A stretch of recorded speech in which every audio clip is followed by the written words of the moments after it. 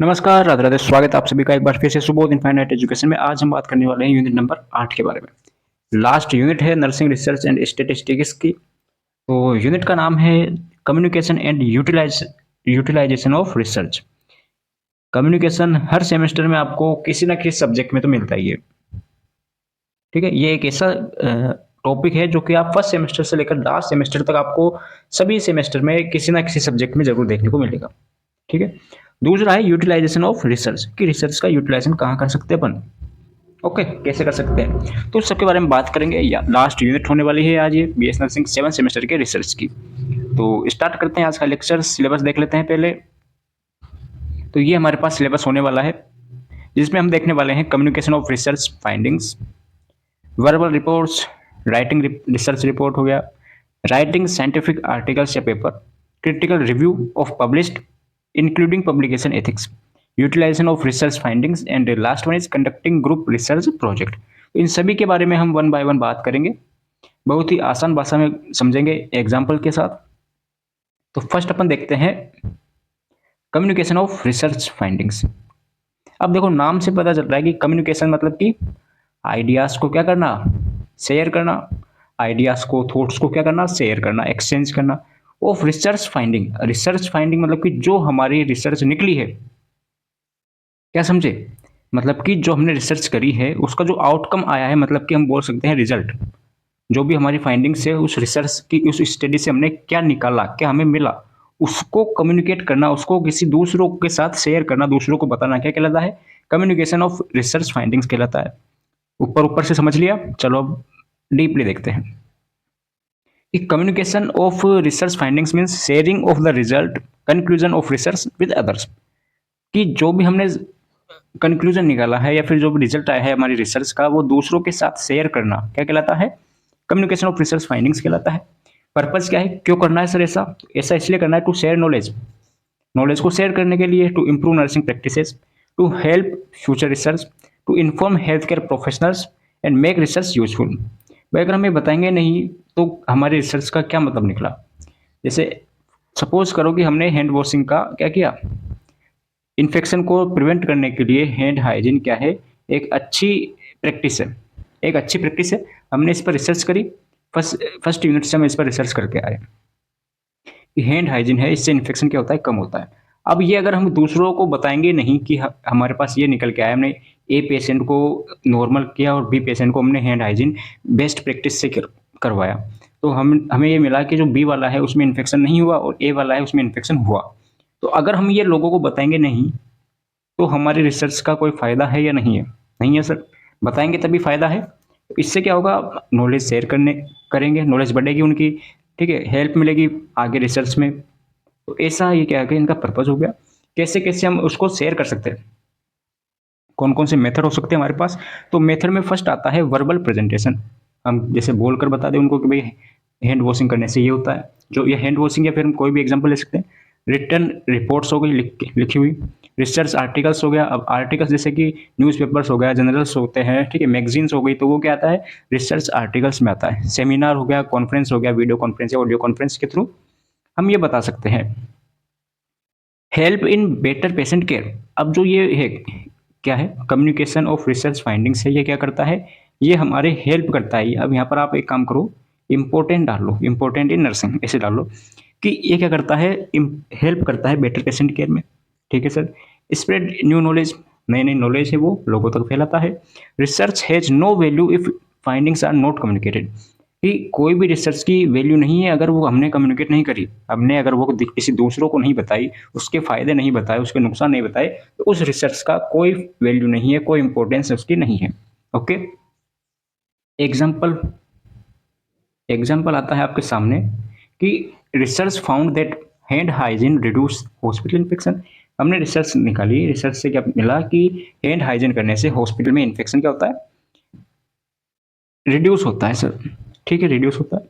Researcher share findings with hospital staff. और फिर जो रिसर्चर है जिसने रिसर्च करी है, जिसने स्टडी करी है इस पॉइंट पर, इस टॉपिक पर, उसने यह चीज़ क्या है हॉस्पिटल के स्टाफ को बताई। तो फिर क्या हुआ, हॉस्पिटल स्टाफ नर्स है, उन्होंने हैंड वॉशिंग इम्प्रूव कर दी, हैंड वॉशिंग प्रैक्टिस इम्प्रूव कर दी। तो ये पूरा किया तब जाके हमारी रिसर्च क्या हुई, वैल्यूएबल हुई, यूजफुल हुई। ओके, ये एग्जाम्पल है। आगे चलते हैं, नेक्स्ट टॉपिक आता है वर्बल रिपोर्ट्स। क्या आता है? Verbal report. तो वर्बल रिपोर्ट क्या होती है सर? वर्बल रिपोर्ट का मतलब जैसे अभी हमने देखा, कोई भी फाइंडिंग्स आई है हमारे पास, कोई भी फाइंडिंग्स आई है, रिसर्च की फाइंडिंग, उसको वर्बली शेयर करना, वर्बली बताना, वो क्या होता है? वर्बल रिपोर्ट होता है। तो ये verbal report is an oral presentation of research findings to an audience. जो भी ऑडियंस है उनके सामने उसको वर्बली या ओरली प्रेजेंटेशन देना। Research result are explain by speaking, बोल करके उनको बताना रिजल्ट को। अब कैसे कैसे हम उसको यूज ले सकते हैं, कहाँ कहाँ पर हम वर्बल रिपोर्ट का यूज ले सकते हैं? तो इसका यूज ले सकते हैं अपन सेमिनार में, कॉन्फ्रेंस में, मीटिंग्स में, क्लासरूम प्रेजेंटेशन में और हॉस्पिटल डिस्कशन में। ठीक है, तो इन इन एरियाज में हम उसका यूज ले सकते हैं verbally. Features of good verbal report. अब कौन कौन से फीचर्स हम कैरेक्टरिस्टिक्स बोल सकते हैं एक अच्छी वर्बल रिपोर्ट के? तो क्या क्या हो सकता है? क्लियर स्पीच, आप बता रहे हो, पूरा क्या होना चाहिए? क्लियरली होना चाहिए। शॉर्ट एंड ऑर्गेनाइज कंटेंट होने चाहिए, ये नहीं कि आप पूरा बता रहे हो कि ऐसे में वहां पर गया, वहां पर जाने के बाद मैंने सोचा कि ये करते हैं, मतलब घुमा घुमा के नहीं है, जो आपका पॉइंट है वही आप उसको क्लियर करो। प्रॉपर एक्सप्लेनेशन देना है आपको। Use chart slides if needed. अब ग्राफिकल हमने पढ़ा था लास्ट यूनिट में, ठीक है, उनका हम यूज ले सकते हैं अट्रैक्टिव बनाने के लिए, ताकि अट्रैक्टिव लगे और अच्छे से समझ में आए। कॉन्फिडेंस वाइल स्पीकिंग, जब भी आप बोले रिजल्ट के बारे में, वर्बल रिपोर्ट दे, तो फुल कॉन्फिडेंस के साथ देनी है। ठीक है, ओके सर। पर्पज क्या है इसका? तो पर्पज ये है to share research findings quickly. एक तो आप रिटर्न दोगे और एक आप क्या है, वर्बली करोगे, वर्बल ओरल के प्रेजेंटेशन करोगे, तो इसमें क्या है, फाइंडिंग्स जल्दी शेयर होगी। To explain important result, to answer question of audience, कोई भी अगर कोई क्वेश्चन करे तो आप उनका तुरंत फेस टू फेस उनको आंसर दे सकते हो। एडवांटेज और डिसएडवांटेज की बात कर लेते हैं इसमें। एडवांटेज होता है quick communication, direct interaction with audience. ठीक है, डायरेक्ट इंटरेक्शन होता है हमारा, सामने ऑडियंस बैठे रहते हैं, हम उनको कम्युनिकेट करते रहते हैं, और कम्युनिकेशन हमारा क्या होता है? क्विक होता है, फास्ट होता है। डिसएडवांटेज की बात करते हैं तो डिसएडवांटेज में आता है इन्फॉर्मेशन में भी फॉरगॉटन, मतलब भूल सकते हैं हम इन्फॉर्मेशन। रिक्वायर स्पीकिंग स्किल्स, एक अच्छी स्पीकिंग स्किल्स हमारे पास होनी चाहिए। ये दो हमारे क्या है इसमें डिसएडवांटेज है। अगला आता है आपके पास राइटिंग रिसर्च रिपोर्ट्स। अब जैसे कि हमने इसमें देखा था वर्बल में, हमने देखा था वर्बल में कि ओरल यानी कि स्पीकिंग के थ्रू हम क्या है उसको प्रेजेंट कर रहे थे, लेकिन यहाँ पर क्या है, हम राइटिंग रिसर्च में क्या करेंगे, उसको लिखेंगे रिटर्न फॉर्म में। अगर हम उसको दे रिपोर्ट को, तो वो आता है राइटिंग रिसर्च में। तो क्या होता है सर ये? बिल्कुल बताते हैं आपको। A research report is written document that present the entire research study in a systematic manner। कि जो भी हमारी स्टडी है, जो भी हमने रिसर्च स्टडी करी है, जो भी कंप्लीट एंटायर रिसर्च स्टडी करी है, उसको एक सिस्टमेटिक मैनर में डॉक्यूमेंट, रिटन डॉक्यूमेंट में प्रेजेंट करना क्या कहलाता है? राइटिंग रिसर्च रिपोर्ट कहलाता है। It is a written form of complete research work, जो पूरा हमने वर्क किया है उसका रिटन फॉर्म होता है, ये लिखा हुआ होता है। Research on patient satisfaction is written in report from the written form and submit to the hospital management. Example हो गया ये कि जैसे कि हमने क्या किया, पेशेंट सेटिस्फिकेशन पर एक रिसर्च करी कि कौन कितने पेशेंट सेटिस्फाई है, हम जो ट्रीटमेंट कर रहे हैं उससे कितने पेशेंट क्या है सेटिस्फाई है। अब पूरा कंक्लूजन आया उसमें, 80% क्या है सेटिस्फाई है, 10% क्या है डिससेटिस्फाई है, और 10% क्या है मॉडरेट है। अपन ऐसे लेके चल सकते हैं। तो अब उनको एक रिटन फॉर्म में लिखना और बाद में उसको सबमिट कर देना हॉस्पिटल मैनेजमेंट को, ये कहलाता है रिटिंग या राइटिंग रिसर्च रिपोर्ट। अब इसके क्या क्या पर्पज है सर? तो पर्पज तो एक तो परमानेंट रिकॉर्ड होता ही है, हमारे पास पेपर है, हमें सब पता है क्या हुआ है क्या नहीं हुआ। जबकि ओरल में क्या होता है, यानी कि वर्बल में क्या होता है, हमारे पास कोई प्रूफ नहीं है, उसने बोल के हटा दिया। हाँ, अगर हम उनकी वीडियो या ऑडियो क्लिप रिकॉर्ड कर रहे हैं तो हमारे पास वो उसका प्रूफ होता है, लेकिन ये तो क्या है, हमारे पास परमानेंट रिकॉर्ड होता है।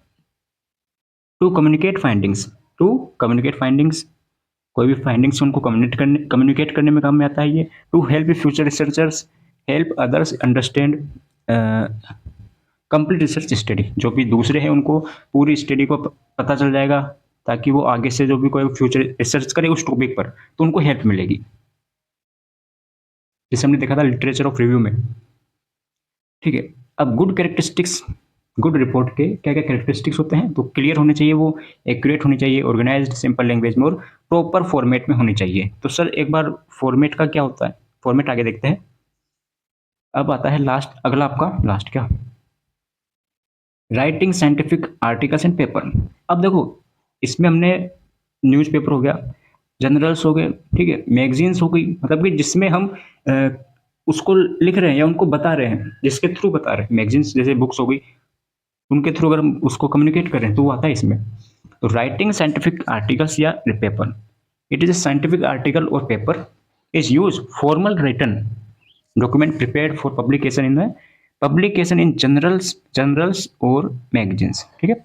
जर्नल्स एंड मैगजीन्स में जो अपन पब्लिश करते हैं वो होता है ये, ठीक है। जैसे कि कटआउट नहीं होता क्या, जैसे कोई पेपर हो गया, जैसे न्यूज़पेपर आता है तो उसमें थोड़ा सा लिखा हुआ होता है, तो वो आर्टिकल्स वगैरह क्या है, यही है सर। अगर रिसर्च की स्टडी के बारे में अगर हम कर रहे हैं तो वो ये कहलाता है research findings are written in a short professional format for publication. अब इसका फॉर्मेट क्या है वो देखते हैं अभी। अब scientific papers is written mainly for publication, कि जो हमें पब्लिश करना है उसी को क्या कहते हैं, राइटिंग साइंटिफिक आर्टिकल से पेपर होते हैं। अब इसका पर्पज़ क्या है, पर्पज़ के बाद में हम इसके वो देखेंगे फॉर्मेट। तो फर्स्ट आता है purpose, to share research with wider audience, ज़्यादा से ज़्यादा लोगों तक पहुंच सके ये, publish new knowledge, improve nursing practices, spread research globally, ठीक है, ग्लोबली वर्ल्ड वाइड फैल सके ये, help professionals learn new method, नए नए मेथड उनको सीख सके। अब आता है मेन पार्ट, क्या क्या करते हैं इसमें, टाइटल होता है ऊपर, एब्स्ट्रैक्ट होता है, फिर इंट्रोडक्शन, फिर मेथड, क्या मेथड काम में लिया हमने रिसर्च में, रिजल्ट क्या निकला, डिस्कशन करते हैं, फिर उसके बारे में कंक्लूजन क्या है और रेफरेंस क्या है, मतलब कि किसने करा है ये, ठीक है, किसने किया है, किसने लिखा है, किसने इसकी खोज करी है, डिस्कवर किया है, किसने इसमें भाग लिया है। ओके, नेक्स्ट आता है आपके पास critical review of publish research including publication ethics, ठीक है। तो सर ये भी कर लेते हैं, बिल्कुल करेंगे, कुछ नहीं छोड़ेंगे। तो ये होता क्या है sir, critical review means carefully evaluating published research to identify its strength, weakness, validity और यूजफुलनेस। क्या समझे, इस क्रिटिकल रिव्यू का मतलब होता है, देखो इसमें दो पॉइंट है, एक तो हो गया ये वाला और एक होता है ये ऊपर का, जो आपकी हेडिंग है इसमें दो पॉइंट है, एक तो हो गया critical review of published research, एक है पब्लिकेशन एथिक्स, ठीक है।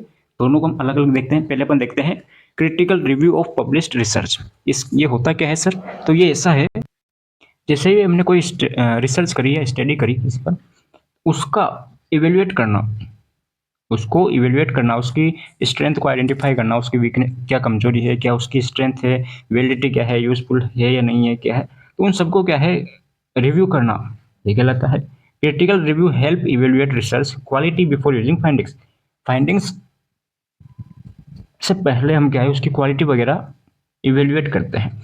इसके पर्पज क्या है सर, तो पर्पज ऐसा है सर इसमें, to check quality of research, वो रिसर्च है उसकी क्वालिटी चेक करने में ये हेल्प ली जाती है। टू आइडेंटिफाई एरर्स, क्या क्या इसमें गलतियाँ हुई है उसको आइडेंटिफाई करने के लिए। To know usefulness of study, कि इसके क्या क्या लाभ है, क्या क्या नुकसान है, क्या क्या इसके वीकनेस है, क्या क्या इसकी स्ट्रेंथ है, उसको आइडेंटिफाई करने के लिए। टू इम्प्रूव फ्यूचर रिसर्च, जो आगे अगर इसी पॉइंट पर अगर कोई रिसर्च होती है इसी टॉपिक पर, तो उसको क्या करते हैं ये, उसको इम्प्रूव करते हैं कि आगे ऐसी गलती ना करें, ठीक है। पहले से अगर हमें पता चल जाएगा यार यहाँ पर ये हमने गलती कर दी, तो हम आगे ध्यान रखेंगे कि ये वाला पॉइंट है, इसको सुधारें, ठीक है। ये तो हो गया पर्पस की बात। अब कौन कौन से पॉइंट्स है जो कि क्रिटिकल रिव्यू करते हैं, कौन कौन से पॉइंट्स को चेक करते हैं हम। फर्स्ट पॉइंट आता है रिसर्च प्रॉब्लम, कि कौन सी प्रॉब्लम है रिसर्च की, मतलब कि किस पर हम बात कर रहे हैं, रिसर्च की नीड क्यों हुई। जैसे हैंड वॉशिंग है, इन्फेक्शन है, तो इन्फेक्शन क्या हो गया, रिसर्च प्रॉब्लम हो गई। ऑब्जेक्टिव्स हो गए, सैंपल साइज हो गया, data analysis, findings and conclusion, इन सब पर हमें क्या है चेक करते हैं। अगला आता है आपके पास जो इसी पॉइंट का दूसरा टॉपिक था, पब्लिकेशन एथिक्स। तो ये देखते हैं ये क्या है कि publication ethics means following moral principles while published research, कि जब हम रिसर्च को पब्लिश कर रहे हैं, रिसर्च है जो भी हमने रिसर्च करी स्टडी करी उसको हम पब्लिश कर रहे हैं, उस टाइम पर मोरल्स का एथिक्स का और जो प्रिंसिपल है मोरल प्रिंसिपल्स है उनको फॉलो करना। जैसे कैसे फॉलो करेंगे, तो ऐसे फॉलो करेंगे, नो नो प्लेगियरिज्म, मतलब कि एक तो जैसे कॉपी करते हैं ना कॉपीराइट वगैरह, तो कोई भी हमें किसी भी कंटेंट को कॉपी नहीं करना है। ठीक है, दूसरा है ऑनेस्ट रिपोर्टिंग ऑफ डाटा, ईमानदारी के साथ जो भी डाटा है उनको आपको शो करना है। प्रॉपर रेफरेंस, जिसने अगर उसको लिखा है उसी का नाम दो, जिसने उस पर हेल्प करी है, जिसने उसको स्टडी करी है उसका नाम देना है। ये नहीं कि आप किसी दूसरे की अ, दूसरे को आप खुद ले रहे हो। ठीक है, इसी को हम एक और नाम देते हैं, आगे देखेंगे भी, इसको अपन नाम देते हैं सिटेशन। ये नो फॉल्स इन्फॉर्मेशन, कोई भी गलत इन्फॉर्मेशन आपको नहीं बतानी है। रेस्पेक्ट ऑथरशिप राइट्स, और जो लेखक है ऑथर है उनके राइट्स को क्या है फॉलो करना है, रेस्पेक्ट देनी है। ठीक है, ये एथिक्स वगैरह होते हैं। A researcher copy another articles without citation, unethical publication practices. अगर कोई रिसर्चर है, ये सपोज करो मैं रिसर्चर हूँ, मैंने किसी की क्या कर ली, कॉपी कर ली। क्या है, मैंने वही क्या कर लिया, कॉपी कर लिया, रिसर्च करी और उसी को मैंने क्या है कॉपी कर लिया, बिना उसकी सिटेशन, सिटेशन है मतलब कि बिना उसकी परमिशन के, बिना उसका रेफरेंस के, बिना उसके नाम के। भाई एक तो क्या है, ये अनइथिकल पब्लिकेशन है। जैसे सपोज करो कोई गाना वगैरह होता है, क्या होता है, कोई सॉन्ग वगैरह होता है, तो उसमें अगर हम उसकी परमिशन ले लें कि आपका ये गाना है या सॉन्ग है, इसको हम इस मूवी में या इस क्लिप में यूज लेना चाहते हैं, तो अगर वो परमिशन दे दे कि ठीक है ले लो, तो इथिकल है वो। और वो परमिशन ना दे और हम जबरदस्ती उसको काम में ले रहे हैं, तो वो अनइथिकल होता है। ठीक है, अगला आता है यूटिलाइजेशन ऑफ रिसर्च फाइंडिंग्स। अब research findings, utilization of research findings means apply, मतलब कि कहाँ कहाँ हम इसको काम में ले सकते हैं, अप्लाई करना। जैसे कि हमने जो भी स्टडी करी है, जो भी रिसर्च करा है, उसको हम अगर अप्लाई कर दे हमारी डेली लाइफ में या फिर हमारी फ्यूचर रिसर्च में, या फिर हम जो भी हमें उसको उससे मिला है उसको हम काम में ले ले, तो वो क्या कहलाता है, यूटिलाइजेशन ऑफ रिसर्च फाइंडिंग्स कहलाता है। जैसे फॉर द एग्जाम्पल हमने अभी, हाँ, हैंड वॉशिंग का ही बताते हैं ना आपको, हैंड हाइजीन का बताया कि अच्छे से हैंड हाइजीन करना। तो मैंने रिसर्च कर ली, मैंने बताया स्टाफ को कि ऐसे करने से इन्फेक्शन कम होता है, तो वो भी अगर हैंड हाइजीन करे अच्छे से, तो वो क्या है, यूटिलाइजेशन है किसका, मेरी रिसर्च का। ठीक है, utilization of research findings means applying research result in practice, जो भी रिजल्ट निकला है उसको प्रैक्टिस में, एजुकेशन में, एडमिनिस्ट्रेशन में और फ्यूचर रिसर्च में काम में लेना, क्या कहलाता है, यूटिलाइजेशन ऑफ रिसर्च फाइंडिंग्स कहलाता है। Using research findings in real life, जो भी फाइंडिंग्स है, जो भी आउटकम्स है, उनको क्या करना, जो भी रिजल्ट्स है उनको रियल लाइफ में यूज लेना, क्या कहलाता है, यूटिलाइजेशन ऑफ रिसर्च फाइंडिंग्स कहलाता है। Research becomes useful only when findings are applied. भाई वही बात आ गई कि रिसर्च कब यूजफुल है, जब हम उसको अप्लाइड करेंगे। भैया मैंने क्या किया कि रिसर्च को, जैसे हैंड वॉशिंग है, इसको मैंने रिसर्च कर ली, स्टडी कर ली, हैंड वॉशिंग करने से इन्फेक्शन कम होता है। अब मैंने स्टडी कर ली, रिसर्च कर ली, तो एक एक काम में थोड़ी आएगी। जब तक आप इसको काम में नहीं लोगे, जब तक आप इसको अप्लाइड नहीं करोगे, तब तक इसका कोई मतलब नहीं है। ठीक है, पर्पस क्या है, to improve patient care, improve nursing practices, solve health care problems and support evidence based practices, ये इसके पर्पज होते हैं सर। एग्जाम्पल देखो, वही एग्जाम्पल यहाँ पर आ गया कि रिसर्च हैंड हाइजीन पर की, और हॉस्पिटल में उसी को हमने क्या कर दिया, स्ट्रिक्टली यूज लेना स्टार्ट कर दिया पॉलिसीज में। अब कौन कौन से एरियाज है जहाँ पर हम इसको काम में ले सकते हैं, तो फर्स्ट आता है नर्सिंग प्रैक्टिसेस। रिसर्च क्या है, जो भी हमने रिसर्च करी है उसका यूटिलाइजेशन कौन कौन से एरियाज में कर सकते हैं, तो फर्स्ट कर सकते हैं अपन नर्सिंग प्रैक्टिसेस में, ताकि क्या हो सके, यूजिंग बेटर ट्रीटमेंट मेथड, अच्छे अच्छे मेथड है वो काम में ले सके। दूसरा अपन एजुकेशन में ले सकते हैं, टीचिंग मेथड इंप्रूव करने के लिए। थर्ड है नर्सिंग एडमिनिस्ट्रेशन में ले सकते हैं, अलग अलग पॉलिसी बनाने के लिए, जैसे हमने क्या बनाई हुई, स्ट्रिक्ट हैंड वॉशिंग पॉलिसी बनाई। अगला है फ्यूचर रिसर्च में हम इसको काम में ले सकते हैं। अब ये चारों आपको क्या है, डेफिनेशन में देखने को मिल रहे हैं। चारों आपको कहाँ डेफिनेशन में देखने को मिल रहे हैं। ठीक है, यही इनके क्या हुए, एरियाज हो गए। अगला है conducting group research project, last topic है। Conducting group research project, conducting group research project. अब ग्रुप, ग्रुप का मतलब दो या दो से ज्यादा, दो या दो से ज्यादा, टू और तो देखो, दो या दो से अगर ज्यादा है कोई तो वो एक ग्रुप होता है। एक तो अकेला काम करे, एक तो आप अकेले काम कर रहे हो, एक आप ग्रुप में काम कर रहे हो, एक आप ग्रुप में काम कर रहे हो, बहुत सारे मिलकर काम कर रहे हो। कौन सा अच्छा है, अकेले कर रहे हो वो या पूरी टीम कर रही है वो? तो आप बोलोगे सर टीम वर्क अच्छा है। क्यों? क्यों अच्छा है? तो सर एक तो जल्दी हो जाएगा, टाइम बचेगा हमारा, ठीक है, अलग अलग सोचेंगे, अलग अलग का दिमाग चलेगा, तो हेल्प मिलेगी, बिल्कुल सही है। फिर आप बोलोगे सर कुछ तो इसमें मिस्टेक भी है। क्या है गलती?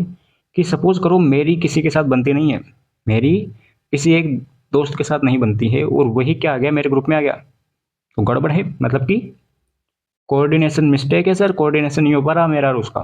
ठीक है सर। और क्या है सर? एक ये है कि लड़ाई झगड़े होंगे, कॉन्फ्लिक्ट्स होगा, वो बोलेगा ये करे, ये बोलेगा वो करे। ठीक है भाई, चार लोग हैं, चारों के अलग अलग क्या है ओपिनियन है, तो वो बोलेगा मेरा वाला सही है, वो बोलेगा मेरा वाला सही है, तो ये क्या है? डिसएडवांटेज है। बिल्कुल सर। अब इसको अब एडवांटेज और डिसएडवांटेज देखेंगे, उसमें आप बोलोगे सर ये तो मैंने बताया अभी। देखो, पहले अपन इसकी डेफिनेशन देख लेते हैं। A group research project is a research study conduct by team of members working together toward a common object. किसी कॉमन ऑब्जेक्ट के लिए एक टीम के मेंबर्स काम करे, स्टडी करे, क्या कहलाता है? बिल्कुल ये कहलाता है research done by group instead of one person. एक अकेले के अलावा अगर पूरा ग्रुप काम कर रहा है रिसर्च में, तो वो क्या कहलाता है? कंडक्टिंग ग्रुप रिसर्च प्रोजेक्ट कहलाता है। Group research project improve team work and research skills. इनको इंप्रूव करता है, एक तो टीम वर्क इंप्रूव होगी, रिसर्च स्किल्स इंप्रूव होगी। क्या क्या स्टेप्स काम में लेते हैं अपने इसको? तो फर्स्ट स्टेप हम काम में लेंगे, सबसे पहले तो हमें किस पर स्टडी करनी है उसको सेलेक्ट करेंगे। दूसरा हम क्या है, रेस्पॉन्सिबिलिटी डिवाइड कर देंगे। इसका काम क्या है? डाटा एनालाइज करने का। दो का काम क्या है? कलेक्ट करने का। थर्ड का काम क्या है? अलग अलग इंफॉर्मेशन आप कहाँ से लेकर आ सकते हो। ठीक है, ऐसे हमने रिस्पॉन्सिबिलिटी डिवाइड कर दी। उसके बाद में हम डाटा कलेक्ट करेंगे, एनालाइज करेंगे और प्रिपेयर फाइनल रिपोर्ट बनाएंगे। उसके बाद में हम मैनेजमेंट को दे देंगे, मैनेजर को दे देंगे। अब एडवांटेज देखो सर, वही जो आपने बताया वही है एडवांटेज में। डिवाइड वर्कलोड, अलग अलग लोगों को हमने क्या कर दिया, काम सौंप दिया, हमारा टाइम बच गया sir. Use different skills of members, अलग अलग मेंबर्स की अलग अलग स्किल्स है, उनको काम में ले सकते हैं। कोई क्या सोच रहा है तो चलो ये अच्छा है, इसको काम में ले ले। कंप्लीट लार्ज स्टडी इजीली, बहुत बड़ी स्टडी है, उनको हम क्या है इजीली काम में ले सकते हैं, क्योंकि बहुत सारे लोग हैं हमारे पास। फास्टर कंप्लीशन, जल्दी से जल्दी हमारा काम है वो कंप्लीट हो जाएगा। और डिसएडवांटेज में अभी आपने बताया कि कॉन्फ्लिक्ट्स अमंग मेंबर्स, लोगों में कॉन्फ्लिक्ट्स होंगे, लड़ाई झगड़े होंगे, कोऑर्डिनेशन इश्यू रहेगा, किसी की किसके साथ नहीं बन रही, कोई किससे नहीं बोल रहा। ठीक है, तो ये लीजिए सर, यहाँ तक तो आपके करवा दिया था, और ये दोनों पॉइंट्स भी आपके क्या हो गए हैं, क्लियर हो गए हैं। बिल्कुल सर। और इसी के साथ आपका nursing research and statistics complete हुआ। ठीक है, और आपको पता ही है जब कंप्लीट हो जाता है तो हम क्या करते हैं, उस प्ले लिस्ट को तैयार कर लेते हैं, और क्या करते हैं, important questions, model paper, complete one shot, ये डालते हैं फिर। बिल्कुल डालेंगे सर। तो कैसा लगा आपको यूनिट, लेक्चर, सब्जेक्ट्स और पढ़ाने का तरीका? ठीक है, तो कमेंट जरूर करें, कमेंट जरूर करना है कैसा आप समझ में आया नहीं आया। बाकी तो अब नोट्स आपको टेलीग्राम पर मिल जाएंगे, क्योंकि आप बोल रहे थे कि नोट्स नहीं डल रहे। नोट्स क्या है कि मैं 1 से लेकर के 8 तक आज सारे नोट्स आपको टेलीग्राम पर मिल जाएंगे। ठीक है, और क्या चाहिए आपको कमेंट जरूर करें। अब थोड़े दिन में आपको अगली सब्जेक्ट देखने को मिलेगी जो भी आपकी बच रही है। एक सेमेस्टर से लेकर 7वें सेमेस्टर तक आपको करवा दिया है। देखो कंसिस्टेंसी देख सकते हो आप, और आप सबका सपोर्ट भी है। ऐसे चलने देते हैं, देखो क्या होता है फिर।